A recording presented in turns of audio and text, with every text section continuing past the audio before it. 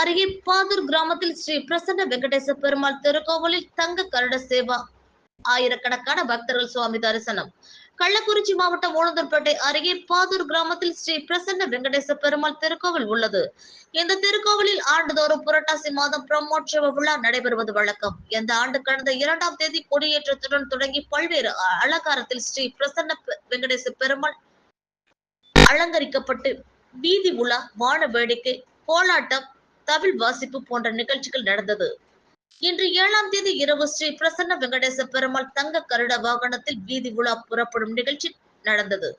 நிகழ்ச்சியில் ஆயிரக்கணக்கான பக்தர்கள் கலந்து கொண்டு சுவாமி தரிசனம் செய்தனர்.